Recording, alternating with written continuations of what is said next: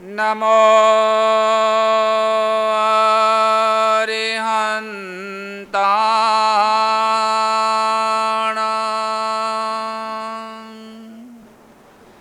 नमो सिद्धाणां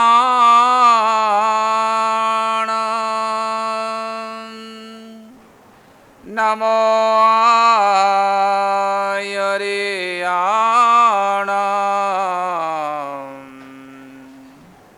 नमो उवज्झायणां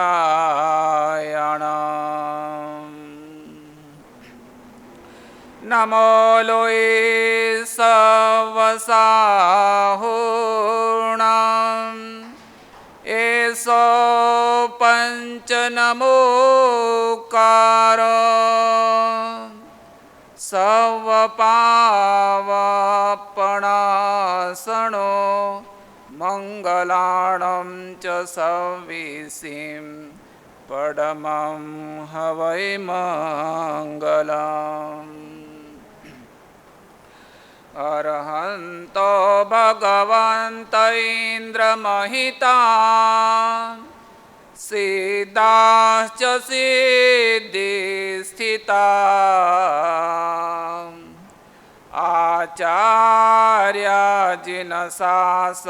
आचार्याजिनशासनोन्नतिकरा पूज्या उपाध्यायका श्री सिद्धांत सुपाठका मुनिवरा रत्नत्रयाराधका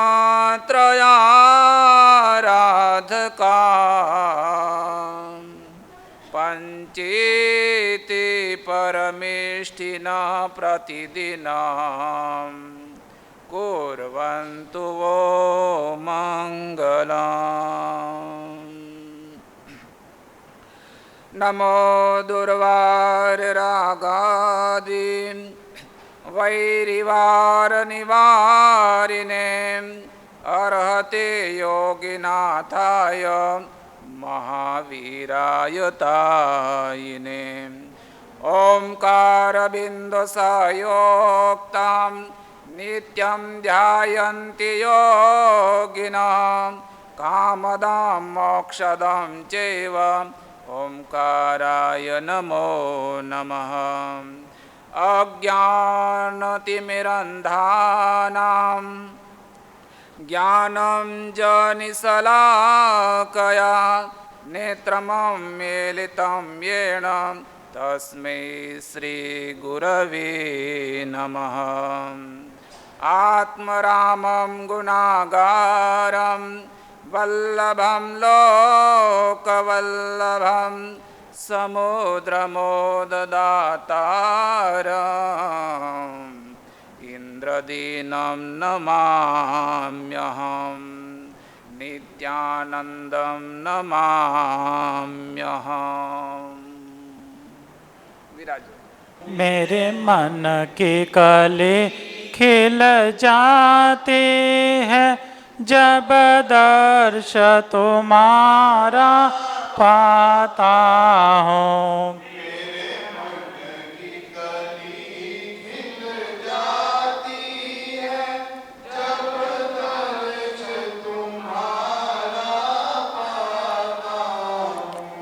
मुझे वल्लभ नाम ही प्यारा है,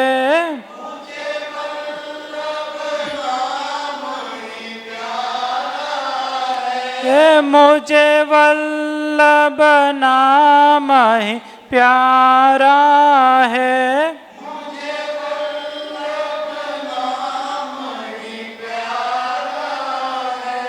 इस ही का मुझे सहारा है,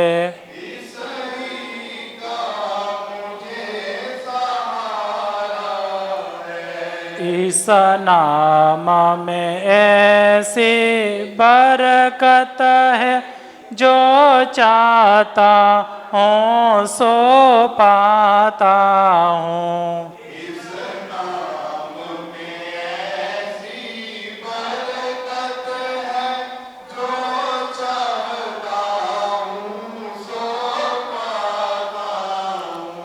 जब याद तेरे गुण आते हैं,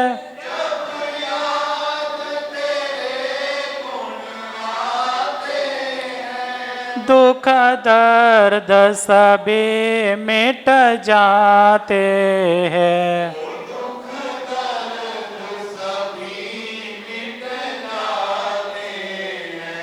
मैं बन कर मस्त दीवाना फिर बस गीत तेरे ही गाता हूँ।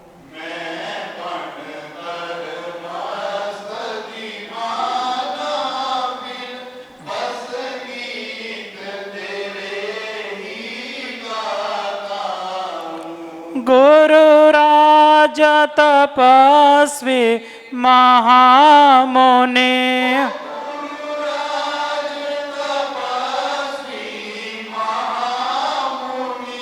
सरताजो तुम महाराजों के,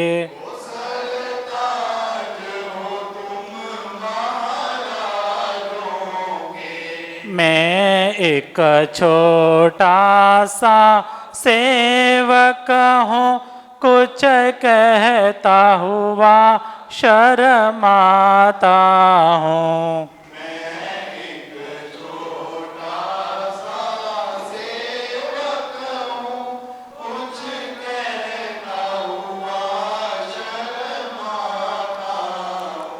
गुरु चरणों में है अर्ज यही,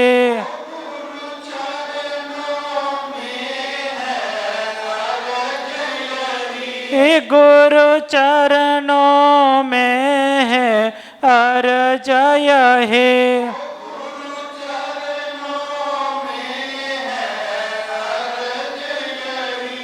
बढ़ती दिन रात रहे भक्ति,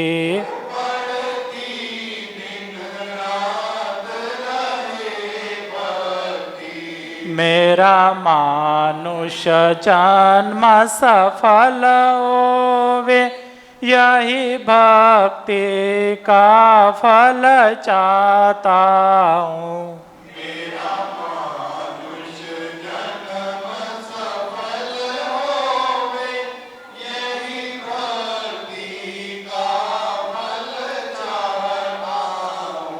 श्री वल्लभ गुरु के चरणों में मैं नित उठ शेष नमाता हूँ। मेरे मन की कली खिल जाती है, जब दर्श तुम्हारा पाता हूँ। बोलो विजय वल्लभ सूरी महाराज की। हमारी बात चल रही है, जब से हमने जन्म लिया है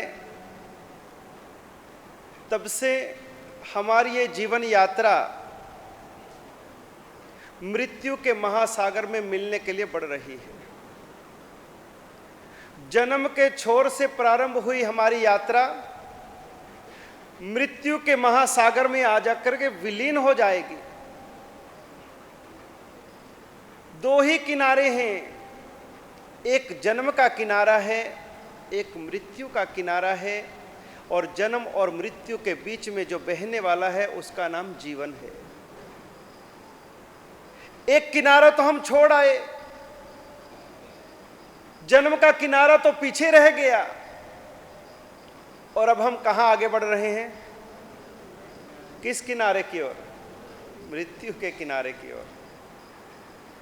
धीरे धीरे धीरे धीरे प्रतिपल प्रतिक्षण हम उस मौत की तरफ, मृत्यु की तरफ बढ़ रहे हैं। और ज्ञानी भगवंत कहते हैं कि हम इस जीवन में सब कुछ याद रखते हैं। आज से 10 साल पहले भी अगर किसी ने हमें कोई कटु वचन कहा है, कोई गाली दी है, तो आज भी वो याद रहेगी। सभी प्रकार के जीवन के व्यवहार हमें याद रहेंगे, अच्छे बुरे प्रसंग हमें याद रहेंगे, जीवन की सारी घटनाएं हमें याद रहेंगी, लेकिन एक चीज को व्यक्ति भूल जाता है और वह है खुद की मृत्यु को।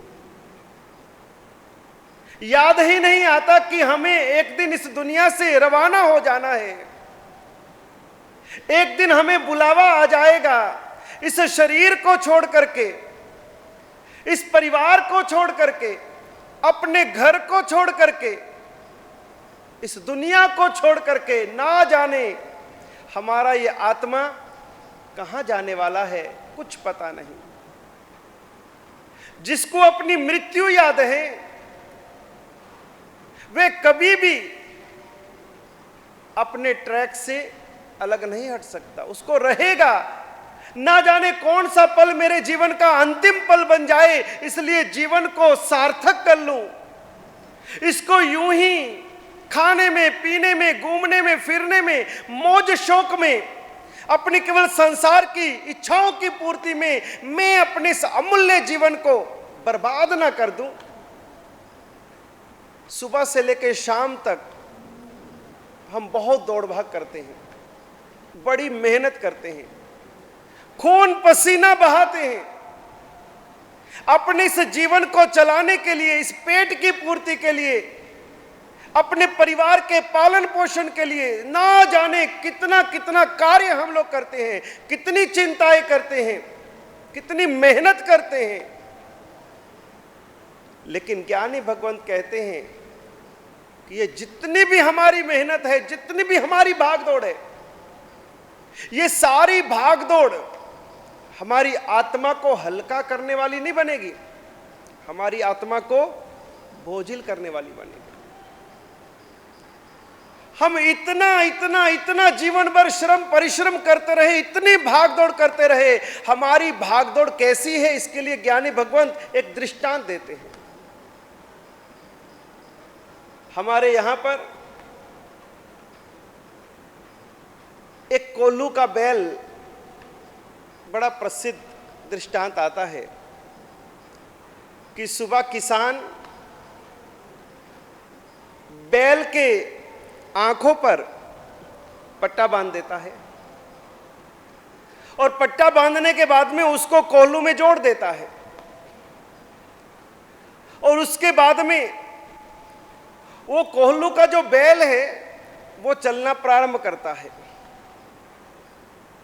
जैसे ही वो कोल्हू का बैल घूमता है, चलता है, चलता है, घूमता है, चलता है, घूमता है और कोल्हू काम करता है।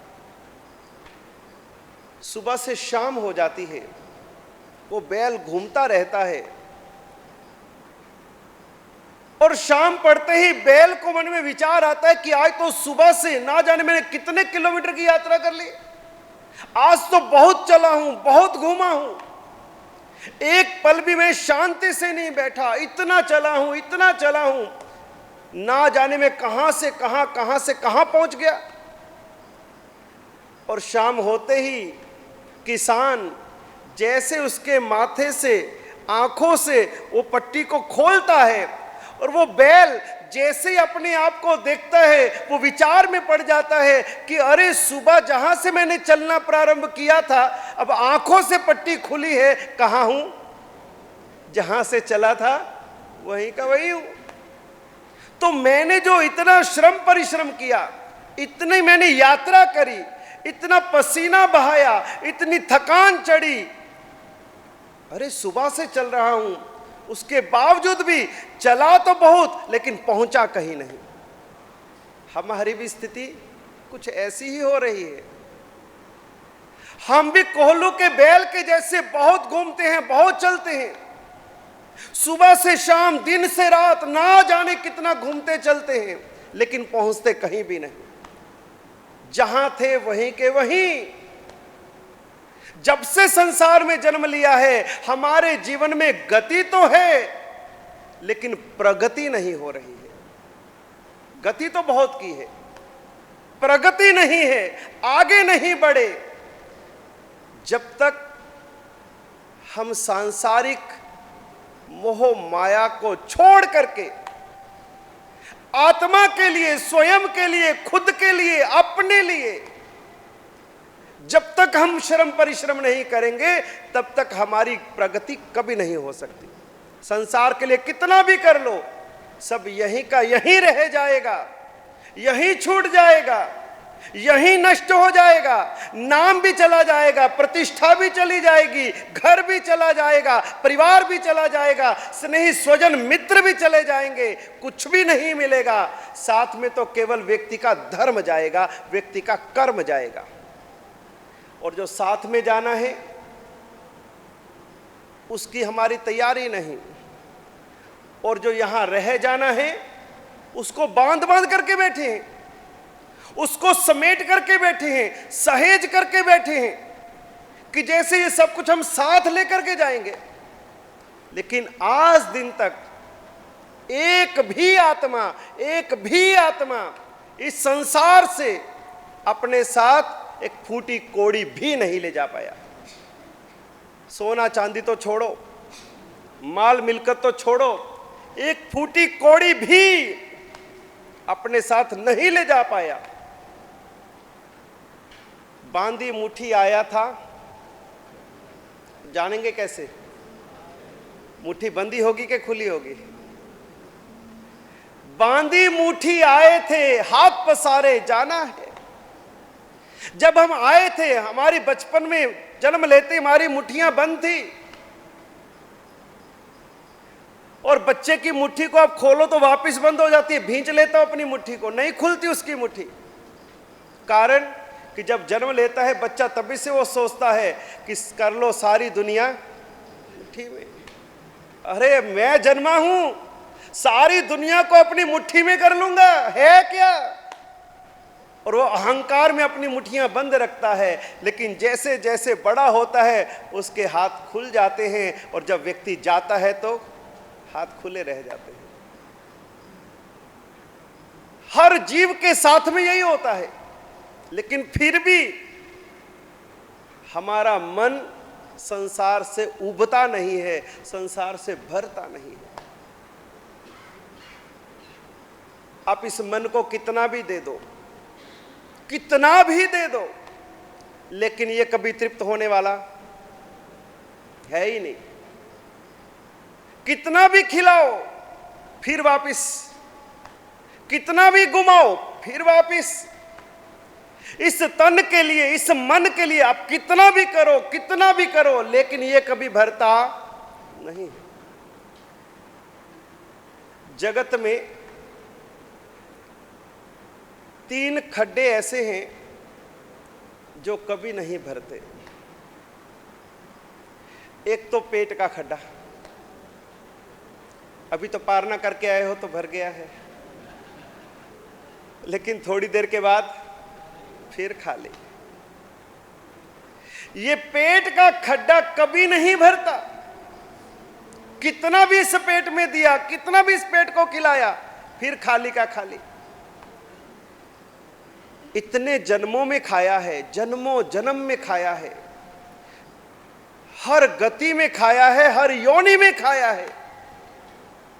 अरे छोटे से छोटा क्षुद्र जीव भी, वह भी भोजन की तलाश में। कीड़ी देखो, मकोड़ा देखो, पशु देखो, पक्षी देखो, संसार के किसी भी जीव को देख लो, उसको क्या चाहिए? भोजन, भोजन, भोजन। सुबह होते ही सारे पक्षी अपने अपने घोंसलों से निकल करके किसकी तलाश में? भोजन की तलाश में। बस पेट पेट पेट। और इस पेट की आग को बुझाने के लिए इतना भोजन किया, इतना भोजन किया, लेकिन आज दिन तक इस पेट को तृप्ति हुई नहीं है। ज्ञानी कहते हैं इस जीव ने इतना खाया है, इतना खाया है, मेरू पर्वत भी छोटा हो जाए इतना भोजन आप और हम कर चुके हैं। फिर भी ये पेट की अग्नि शांत नहीं हुई, फिर भी तृप्ति नहीं हुई, फिर भी भूखे हैं। आने दो, आने दो, आने दो। पेट भर जाता है, पेट में जगह नहीं बचती, फिर भी अगर कोई मनुहार कर दे, अरे भाई एक रसगुल्ला तो मेरी तरफ से लेना ही पड़ेगा, और फिर भी अंदर जगह तो बन ही जाती है। पूरी बस भर गई हो तो कहते कोई बात नहीं, कंडक्टर की सीट तो खाली है ना। इस पेट में इतना दिया, लेकिन ये पेट का खड्डा आज तक भरा नहीं है। दूसरा है शमशान। शमशान में आज दिन तक कितने मुर्दे गए, गिनती नहीं है। हर रोज जहां पर मुर्दे पहुंचते हैं, हर रोज जहां पर चिता जलती है, इतने मुर्दे आए, इतने मुर्दे आए, लेकिन आज भी शमशान खाली का खाली, भरा ही नहीं कभी। शमशान का खड्डा आज दिन तक नहीं भरा। और तीसरा है इंसान के मन का खड्डा। इतना कुछ हमने मन के लिए किया, इतना कुछ मन को दिया, जो मन ने मांगा, जो मन ने चाहा, जैसा चाहा, कैसे भी करके इस मन को तृप्त करने के लिए सब कुछ ला करके दिया, लेकिन फिर भी ये मन हमारा शांत हुआ नहीं। ये दिल मांगे मोर, और चाहिए भैया, अभी तो और आने दो, और आने दो, लेकिन ये मन कभी हमारा टिकता नहीं है। चाहे हमारी वहां तक पहुंच हो या ना हो, हमारी योग्यता हो ना हो, हमारी लायकत हो ना हो, लेकिन मन तो पहुंच जाता है। मन तो चाहता है ये भी आने दो, ये भी आने दो। एक बार एक दुकान खोली, बड़ी विचित्र दुकान थी। आज तक आपने ना जाने कितनी दुकानें देखी हैं, कितने एसी मॉल, कितनी मार्केटिंग देखी है, लेकिन एक दुकान ऐसी खुली जिसके ऊपर में बोर्ड लगा हुआ था कि यहां पर बहुओं की छंटनी होती है, अच्छी बहुएं, जैसी आपको चाहिए वैसी बहू आपको मिलेगी। आजकल तो सबको सबसे पहले यही चाहिए कि भी अच्छी बहू मिल जाए, और ऐसी दुकान खुल जाए तो फिर कहना ही क्या। वो ऐसा बोर्ड देख करके एक मनचुला युवक, उसने देखा कि अरे यहां पर लिखा है कि यहां पर वधुओं की बहुओं की छंटनी होती है, देखूं तो सही अंदर कैसी बहुएं, कैसी वधुएं, कैसी लड़कियां हैं। दरवाजा खोला, अंदर चला गया। जैसे अंदर घुसा तो दो गेट थे, एक इधर एक इधर। एक के ऊपर लिखा था काली लड़की, एक पे लिखा था गोरी लड़की। अब किधर जाओगे? क्या बात है।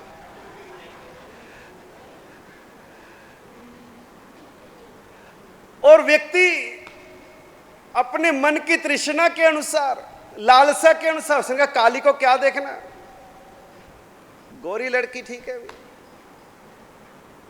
तो गोरे का दरवाजा खोल दिया, अंदर चला गया। जैसे ही अंदर घुसा, अंदर दो दरवाजे और थे। एक दरवाजे के ऊपर में लिखा था एमए, पढ़ी लिखी, और दूसरे पे लिखा था अनपढ़। अब कौन सा दरवाजा खोलोगे?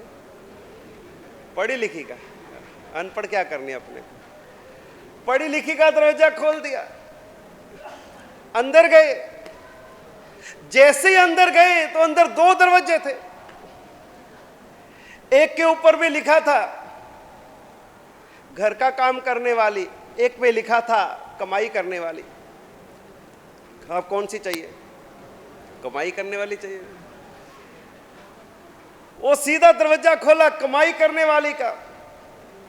जैसे ही सामने कमाई करने वाले का दरवाजा खोला, और सामने एक बहुत बड़ा शीशा लगा हुआ था, उस शीशे में उसका चेहरा दिखाई दिया, और वहां पर लिखा हुआ था कि अरे भाई साहब, आपको गोरी लड़की चाहिए, आपको पढ़ी लिखी लड़की चाहिए, आपको कमाई वाली लड़की चाहिए, पहले अपना मुंह तो देख लो। आप जैसी चाहते हो पहले खुद को तो देख लो कि आप कैसे हो। व्यक्ति अपनी इच्छा बहुत ऊंची रखता है, अपेक्षा बहुत ऊंची रखता है, सब कुछ पाना चाहता है, लेकिन फिर भी कभी अपनी ओर मुड़ करके नहीं देखता कि मैं कहां खड़ा हूं। यह तृष्णा ही दुख का कारण है, ये मन ही भटकाता है, ये मन ही चंचल है, ये मन के कारण ही आसक्ति के बंधन हैं। जिसने मन को साध लिया, मन को जीत लिया, वही तो साधक है। इस मन को मारना नहीं है, इस मन को जीतना है, इस मन को साधना है। मन के जीते जीत है और मन के हारे हार। अब हम जीत की तरफ बढ़ रहे हैं या फिर हम हारे हुए हैं? हमारी स्थिति क्या है? हम मन से हार जाते हैं, हम मन के गुलाम हैं। मन हमें नचाता है, मन हमें भटकाता है, मन हमें दुनिया में ललचाए रखे हुए है। अगर मन को जीत लिया तो फिर यह संसार हमें कभी भी भटका नहीं सकता। यदि मन को जीत लिया तो हम कमल के जैसे ऊपर उठ जाएंगे। संसार में कुछ जीव ऐसे होते हैं, कीचड़ में पैदा होते हैं और कीचड़ में ही मर जाते हैं। संसार में कुछ जीव ऐसे होते हैं जो कीचड़ में तो पैदा होते हैं लेकिन कमल के जैसे कीचड़ से ऊपर उठ जाते हैं। कमल का जन्म कहां होता है? कीचड़ में। कीचड़ में जन्म होकर के भी वो कीचड़ से ऊपर उठ जाता है, अलिप्त हो जाता है, निर्लिप्त हो जाता है। कमल की दृष्टि आकाश की ओर, ऊंचाई की ओर सुगंध बिखेरता है। जन्मा है कीचड़ में लेकिन फिर भी कीचड़ से अलिप्त रहता है। कुछ जीव संसार में ऐसे होते हैं, जन्म तो संसार के कीचड़ में लेते हैं लेकिन ऊपर उठ जाते हैं, कमल के जैसे अलिप्त हो जाते हैं। और कुछ जीव ऐसे होते हैं जो कीचड़ में पैदा होते हैं, कमल के जैसे खिलते हैं और फिर परमात्मा के चरणों में पहुंच जाते हैं। इन तीनों में से हमारी कैटेगरी कौन सी? कीचड़ में पैदा हुए और कीचड़ में ही जाना है। इस कीचड़ में पैदा होने के बाद में हमें ऊपर उठना है। इन विषय वासनाओं की दलदल में से हमें ऊपर आना है। बहुत धसलिए, ये दलदल हमें निकलने नहीं देगी। गुरु भगवंत आते हैं, हमें हाथ आगे करते हैं, भैया पकड़ाओ, आओ तुम्हें कीचड़ से निकालने, इस दलदल से निकालने। लेकिन अपने को तो अरे अरे महाराज साहब आप भी नीचे आओ, बड़ा मजा आ रहा है, क्या सॉफ्ट सॉफ्ट कीचड़ है, क्या वेलवेट बिछा हुआ है। हमको उस कीचड़ में ही आनंद आता है। हम उस दुख से निकलना ही नहीं चाहते, उसी को सुख मान बैठे। हमारे यहां पर एक बड़ा अच्छा जैन शास्त्रों के अंदर में एक दृष्टांत दिया गया। आपने कई जगह वो दृश्य भी देखा होगा कि व्यक्ति कैसे थोड़े से मोह के कारण, थोड़े से राग के कारण वो संसार को छोड़ नहीं पाता। एक वृक्ष है, उस वृक्ष की एक शाखा के ऊपर एक व्यक्ति लटका हुआ है। जहां पर वो व्यक्ति लटका है उसके नीचे पाताल कुआं है। उस कुएं में बड़े बड़े अजगर, काले नाग फुंकार मारते हुए वहां उस पाताल कुएं में बैठे हैं। और वो जो वृक्ष है, उस वृक्ष के तने को हाथी अपनी सूंड में लपेट करके उखाड़ने की कोशिश कर रहा है। जिस शाखा पर वो व्यक्ति लटका है, उस शाखा को दो चूहे, एक काला और एक सफेद, उसकी को कुतर रहे हैं, उसकी शाखा को कुतर रहे हैं। अब इधर से वो हाथी पूरे के पूरे वृक्ष को उखाड़ने की तैयारी में है, ऊपर से चूहे उसकी शाखा को कुतर रहे हैं। और जहां वो लटका है वहां से अगर नीचे गिरा तो सीधा पाताल कुएं में, और बड़े बड़े अजगर उसको अपने मुंह में समेटने की तैयारी में बैठे हैं। ऐसी भयंकर स्थिति है। और ऐसी उसकी स्थिति को देख करके ऊपर से एक देव विमान में विद्याधर जा रहे थे, देव जा रहे थे।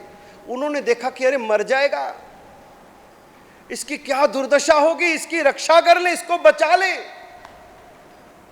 और उन्होंने कहा कि आजा भैया आजा, तेरे को अपने विमान में बिठा लेते हैं, तेरे को आगे ले जाते हैं। और उनकी आवाज को सुनकर के वो व्यक्ति कहता है कि अरे महाराज, अरे देव, 1 सेकंड 2 मिनट आप रुको। ये मेरी शाखा के ऊपर जो और वृक्ष की शाखा लगी हुई है, उस पे मधुमक्खियों ने छत्ता बनाया हुआ है, शहद का छत्ता बनाया है। और उस छत्ते में से एक एक बूंद शहद की नीचे आती है, और जहां मैं लटका हूं बिल्कुल मेरी जीवा के ऊपर आती है। बस एक बूंद और आ जाए, एक टेस्ट और कर लूं, एक स्वाद और ले लूं, उसके बाद चलूंगा। वो देव विमान ऊपर है, बुला रहा है, लेकिन वो व्यक्ति उस शहद की एक बूंद के लिए वह वहां लटका रहता है। एक बूंद आती है, बस एक और आने दो, एक बूंद आती है, एक और आने दो। और उस मधु बिंदु की लालच में, उस मधु बिंदु के लोभ में वो व्यक्ति वहां से निकल नहीं पाता। और आखिर वो जो काल रूपी हाथी है, वो उसके जीवन रूपी वृक्ष को उखाड़ फेंकता है। और वो जो काला और सफेद चूहा है, वो दिन और रात है जो उसके आयुष्य को कुतरते जा रहे हैं। और जैसी वो आयुष्य रूपी जीवन उसका पूरा हो जाता है, और वो व्यक्ति उस डाल से सीधा नीचे गिरता है, और नीचे जो चतुर्गति रूप अजगर बैठे हैं वो उसको अपने मुंह में ले लेते हैं, और उस व्यक्ति की दुर्गति हो जाती है। ऊपर से तो बुलाने आए थे, पर कोई जाने को तैयार नहीं। कहते हमारे सब रुको 2 मिनट, एक रसगुल्ला और आने दो। गुरु भगवान तो आते हैं, भैया निकलो, चलो, उठो, जीवन नहीं मिलेगा। अवसर बेर बेर नहीं आवे, ये अवसर फिर नहीं आएगा। लेकिन अपने तो बाप जी आप आगे पधारो, थोड़ा घूम के आओ, फिर तब तक हम तैयारी करते हैं। लेकिन हम उठने को तैयार नहीं, चलने को तैयार नहीं, निकलने को तैयार नहीं। उसी कोल्लू के बैल के जैसे बस घूमते रहो, घूमते रहो, घूमते रहो, घूमते रहो, सारी जिंदगी उस कोल्लू के बैल के जैसे पूरी कर देते हैं। और बाद में फिर राम नाम सत हो जाता है। 4 दिन तक फोटो लगी रहती है, बाद में फिर फोटो भी उतार के बच्चे रख देते कि अरे डर लगता है यार, अंदर कमरे में डालो। कोई याद नहीं करता, कोई ध्यान नहीं देता। सबकी अपनी जिंदगी हो जाती है, सबको अपनी दुनिया प्यारी है, किसी से किसी को लेना देना नहीं है। 4 दिन की चांदनी, फिर अंधेरी रात। जगत है स्वार्थ का साथी, समझ ले कौन है अपना। ये काया कांच का कुंभा, नाहक क्यों देख के फूलता। पलक में फूट जावेगा, पत्ता ज्यों डाल से गिरता। मनुष्य की ऐसी जिंदगानी, जरा कुछ सोच अभिमानी। जीवन का क्या भरोसा है, करी ले पुण्य की करनी। जगत है स्वार्थ का साथी, समझ ले कौन है अपना। खजाना माल और मंदिर क्यों कहता मेरा मेरा तू। खजाना माल और मंदिर क्यों कहता मेरा मेरा तू। यहाँ सब छोड़ जाना है, न आवे साथ कुछ तेरा। जगत है स्वार्थ का साथी, समझ ले कौन है अपना। कुटुंब परिवार सुतदारा, सुपन सम देख जग सारा। ये जो दिखाई दे रहा है ये एक सपना है, ये सच्चाई नहीं, ये रहने वाला नहीं। ये जो भी दृश्य हैं ये सब बदल जाने वाले हैं, प्रतिपल बदल रहे हैं, हर क्षण बदल रहे हैं, हर चीज बदल रही है। जगत में हर वस्तु परिवर्तनशील है। अगर नहीं कोई बदलने वाला तो तीन काल में रहने वाला यदि कोई है तो केवल हमारा आत्मा है। आत्मा नहीं बदलता, बाकी सब बदल रहा है। बचपन में हमारा शरीर कैसा था, युवावस्था में हमारा शरीर कैसा हुआ और बुढ़ापे में कैसा हो गया। शरीर प्रतिपल बदल रहा है, हर क्षण बदल रहा है, हर क्षण इसकी मृत्यु हो रही है, हर क्षण इसको नया जन्म मिल रहा है, लेकिन हमको पता ही नहीं चलता। लेकिन बचपन में, जवानी में और बुढ़ापे में, इन तीनों अवस्थाओं के अंदर में अगर कोई भीतर में कायम था तो वो आत्मा, हर दृश्य को देखने वाला, हर अवस्था को देखने वाला, वो कायम रहा। तो जो परिवार है, कुटुंब है, संसार है, ये सब कुछ बदल रहा है। कुटुंब परिवार सुतदारा, सुपन सम देख जग सारा। निकल जब हंस जावेगा, उसी दिन है सभी न्यारा। जगत है स्वार्थ का साथी, समझ ले कौन है अपना। जगत है स्वार्थ का साथी, समझ ले कौन है अपना। तो ये जो जगत है, जिनको हमने अपना माना है, ये सभी के सभी स्वार्थ से जुड़े हुए हैं। कोई अपना नहीं, ये जीवन की वास्तविकता है। कोरोना काल में हर किसी ने इस चीज को अनुभव किया। उस कोरोना काल में हमें इस जगत की, इस जीवन की सच्चाई जानने को मिली कि जैसे ही किसी के ऊपर कोरोना का अटैक हुआ और परिवार वालों ने उसको, चल भैया दूसरे कमरे में, चल भैया हॉस्पिटल, हमारे नजदीक भी मत आना, दूर भैया दूर, कितना भी सगा होगा, कितना भी प्यारा होगा। लेकिन उस समय अपना जीवन सबको प्यारा था। तेरे कारण से हम क्यों मरे, तू जा भाड़ में, हॉस्पिटल डाल दिया, डॉक्टरों संभाल लो, घर में मत भेजना इसको, इधर से इधर ही रवाना कर देना। अंतिम समय में मुंह भी देखने को नहीं मिला, कईयों को हाथ भी लगाने को नहीं मिला, लाश भी देखने को नहीं मिली।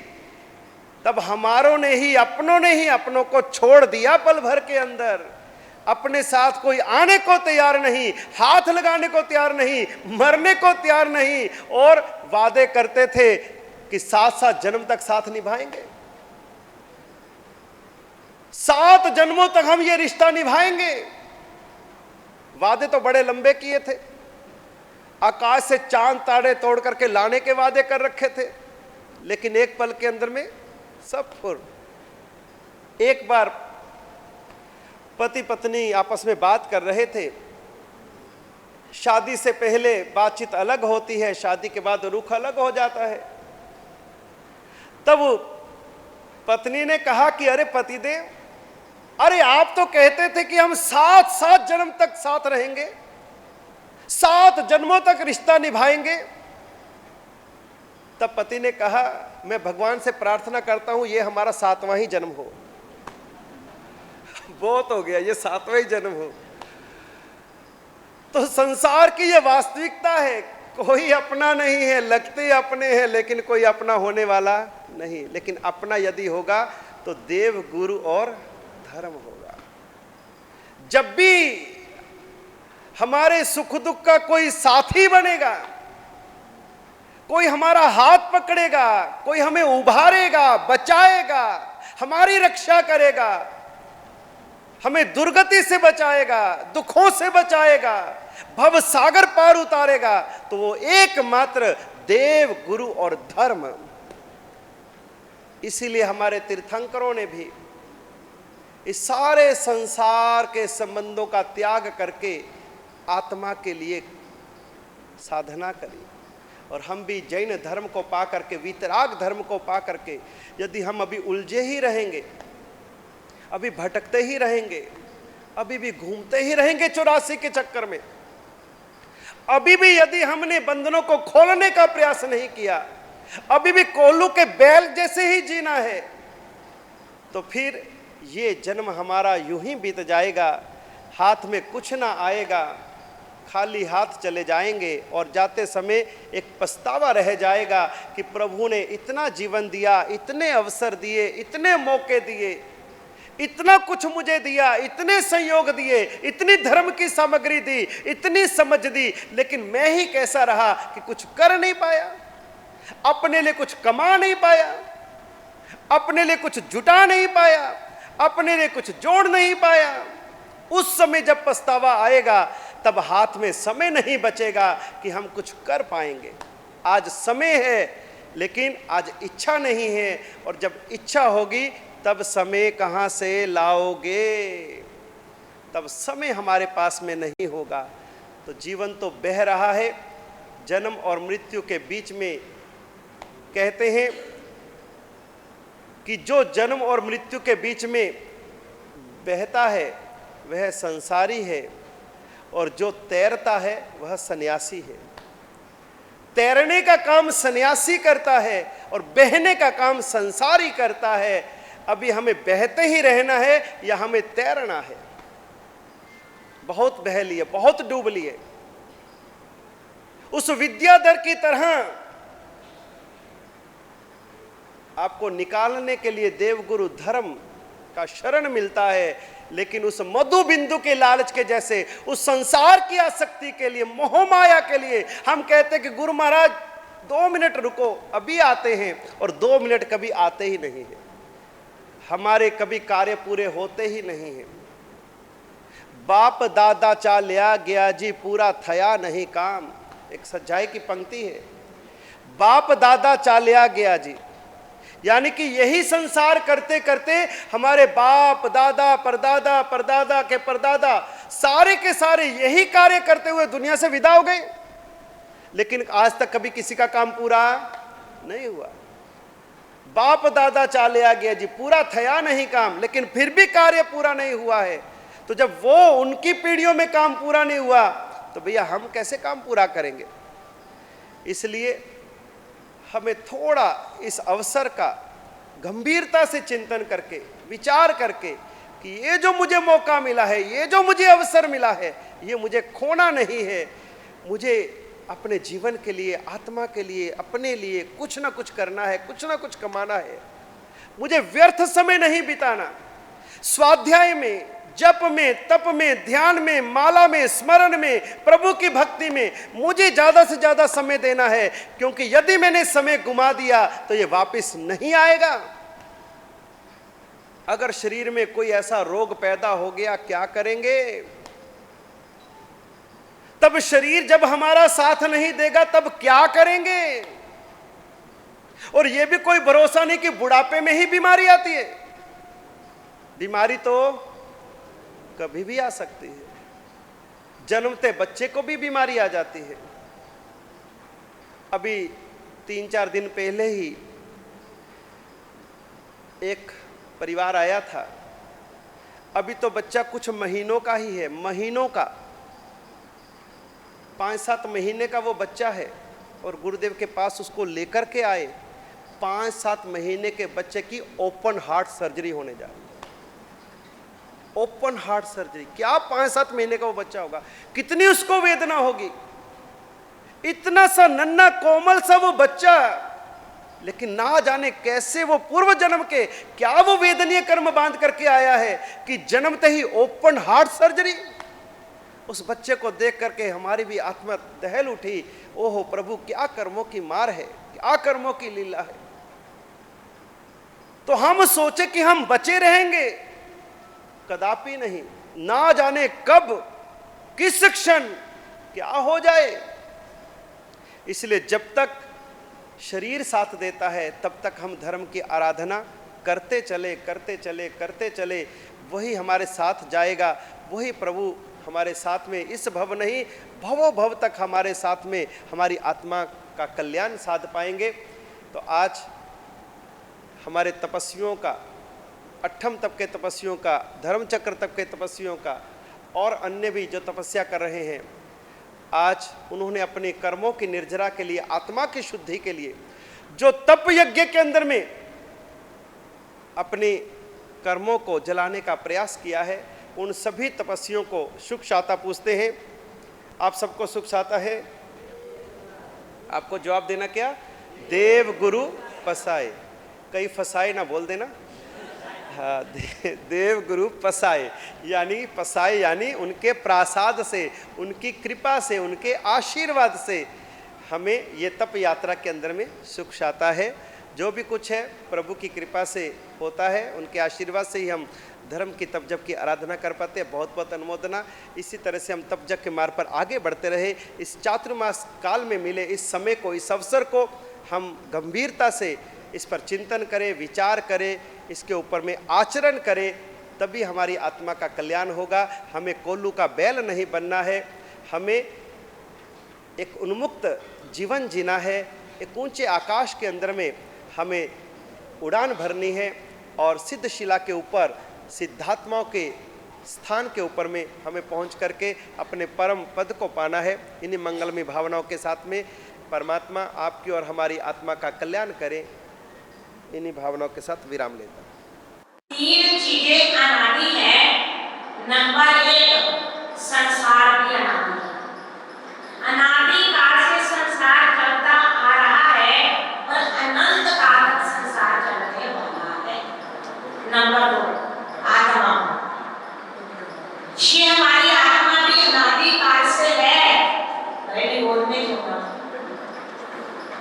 अनादि काल से आत्मा है और अनंत काल तक की आत्मा रहने वाली है। तो ऐसे व्यवस्था में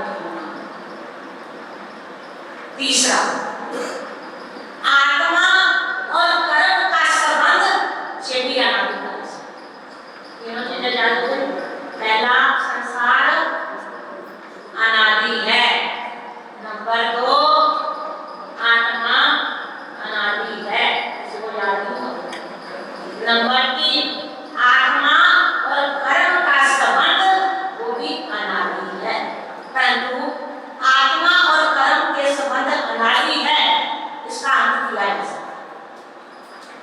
वो अंत होता है तप के द्वारा, त्याग के द्वारा, समता के द्वारा, ज्ञान के द्वारा, ध्यान के द्वारा, भक्ति योग के द्वारा। अनेकों ही योग हैं जिनके माध्यम से आत्मा और कर्म को अलग अलग किया जा सकता है। उसमें से आप सभी ही जुड़ चुके हैं तप और त्याग के अपने कर्मों की निर्जरा करने के लिए। प्रतिदिन अमल की लड़ी चालू है। नवमी के आज नवमी है। सुभाष बहन, ज्योत्सना बहन और अंजू बहन, इनकी आठम की लड़ी के अंदर हमारे नीता बहन, कमल कुमार जी, आदेश बहन हौसले वाले, उनका भी आठम शब्द। ये हमारे बीच में अगर तपस्वियों ने कभी जल्दी प्रार्थना करने की भावना हो तो 2 उपवास तो आपके आने ही वाले हैं। अरे बीच में अगर प्रार्थना ना करके उपवास कर लीजिए तो आपका आठम भी आ जाएगा। आठम भी हो गया, एक दिन आपका बढ़ भी गया और प्रार्थना भी आपका जल्दी आ जाएगा। किसी की भावना हो 2 तो उपवास आ ही रहे हैं, एक और बीच में खींच जाऊं ताकि मेरा आठम भी हो जाए, क्योंकि इस तप के अंदर 2 आठम तो करने ही करने हैं। इस तरह से जिसको जब धर्म होता हो इस आठम को आप सभी कर सकते हो। और लड़ी का आठम इन्होंने लेना, वैसे तो नाम आए हुए हैं, लड़ी के आठम की भावना हो हमारे पास नाम लिखा दीजिए ताकि उसी के अनुसार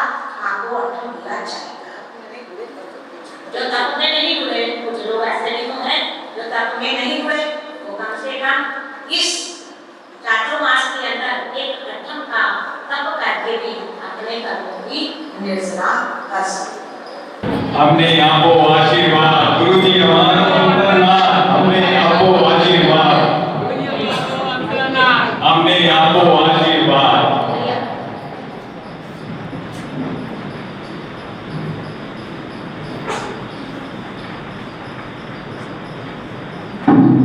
बोले जय शासन देव की जय।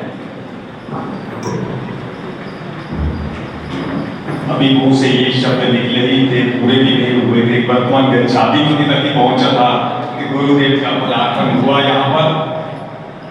कल से मैं चाहूंगा मुझे 10-15 मिनट टाइम जल्दी दे दीजिए, और जैसे मैं नाम बता रहा हूँ गुरुदेव आगे चले आते हैं हमारी गिनती को सुनकर।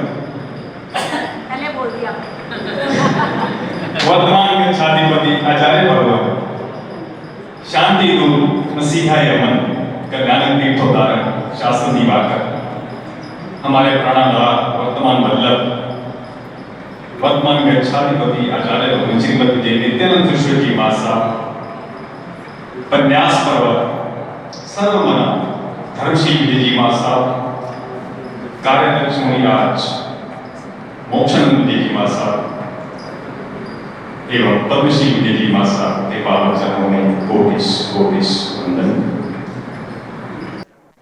साउंड सातन पाणसल वेनवा अलवेना वो सिरई अयंबिल एकाशना व्यासना उगेश्वरे नमकार सह्यम पौरसिम सब चखाई उगेश्वरे चौविहम प्यारम असनम पानम खाई मोम समतन सहसागरणम पच्छन कल अयंबिलम इगे पचकनम सहसागरणम लेवा लेविंग से पडिगन एगासनम चखाई व्यासनम पचखाई तिविहम प्याहारम असनम खाई मोम सेम सहसागर सागारे गरणम आउंटन पसारन गुरु बुठन पारिठा वन्य गरणम महत्रा गरणम सबस्वेत्य गरणम पानस लवेनवा अलवेनवा अच्छेनवा बहुल बेनवा सिथिनवा सिथिनवा वो सिरई गुरु वंदन इच्छा मी खमास मनो वंदे ओम जावनी जाए इच्छा मी खमास मनो वंदे ओम जावनी जाए निस्से ही आए। संक्रांति पर गुरुदेव के चरणों में आते रहे। जीवन के अंतिम समय तक अंतिम श्वास तक अस्वस्थ होते हुए भी अत्यंत अशक्त और अस्वस्थ होते हुए भी उन्होंने संक्रांति का व्रत निभाया और अखंड संक्रांति पर जाने का गुरुदेव का आशीर्वाद लेते रहे। और उन्हीं के सुपुत्र हमारे नवरत्न जी हमारे वल्लभ स्मारक के चातुर्मास में भी उन्होंने चातुर्मासिक आराधना हमारी निष्ठा में करी। और यहाँ पर भी पर्वाधिराज पर्युषण तक आराधना के निमित्त ही हमारे नवरत्न जी उनके मिसेज और उनकी बहन यहाँ पर आए थे। तीनों ही सदस्य यहाँ पर पधारे थे। व्यवस्था यह है कि उनकी बेटिया ने 28 तप किया है और आगे बढ़ रही हैं और जीवन में कभी उन्होंने ऐसा तप किया नहीं, पहली बार 28 करी है और 28 से आगे बढ़ने उनकी भावना है। और वो रात देख रहे कि मम्मी पापा का तो आना ही पड़ेगा तभी मैं पालना करूँगी, तो उस बिटिया की भावना के अनुसार विवश होकर के उनको जाना पड़ रहा है। मन तो नहीं जा रहा लेकिन तन को जाना जरूरी है। हम उनकी हृदय से अनुमोदना करते हैं, उनकी आराधना की अनुमोदना करते हैं और जैसे ही पालना पूरा हो जाए तो शांति से वापिस पधारे ऐसा हम उनसे आग्रह करते हैं। मांगलिक सर्वमंगल मांगल्यम सर्वकल्याणकरं प्रधानम सर्वधर्माणां जैनम जयति शासन। बोलो जिन शासन दे, बोलो आत्मवल्लभ पार्श्वनाथ भगवान की जय, बोलो विजय वल्लभ सूरी महाराज।